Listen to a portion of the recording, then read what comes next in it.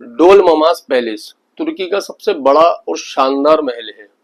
ये इस्तांबुल के बोस्फोरस के तट पर बना हुआ है। ये इतना खूबसूरत है कि जब लोग इसे देखते हैं तो देखते ही रह जाते हैं। ये इस्तांबुल का पहला यूरोपीय स्टाइल का महल है। इसे 1843 से 1856 के बीच अब्दुल मजीद ने बनवाया था।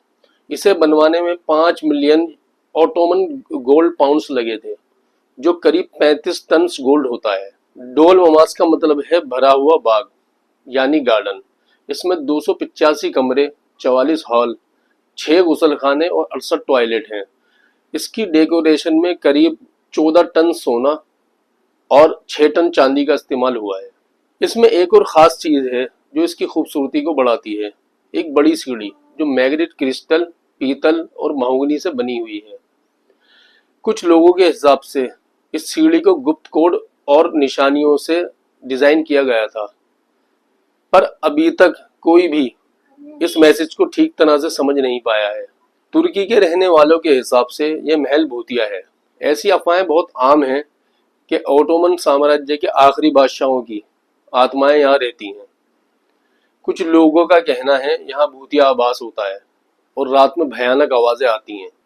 महल के बहुत बड़े आकार और भूल भुलैया जैसे रास्ते जहाँ आवाजें भी गूंजती हैं, और कुछ अजीब घटनाओं की कहानियों ने जो बड़े बूढ़ों से सुनने को मिलती हैं, इन अफवाहों को मजबूती दी है।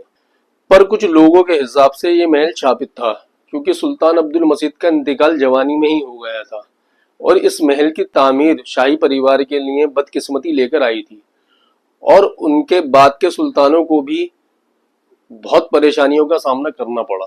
पर अगर इतिहासकारों की माने तो डोलमामास महल की तामीर के वक्त ओटोमन एम्पायर मुसीबतों और परेशानियों में था।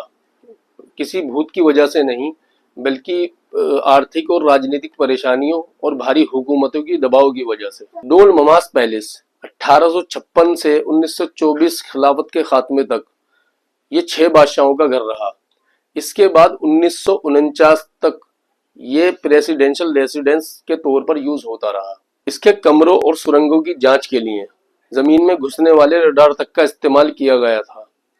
1984 में इसे एक म्यूजियम में तब्दील कर दिया गया। अगर आपको इन्फॉर्मेशन अच्छी लगी हो तो लाइक करें, शेयर करें, सब्सक्राइब करें।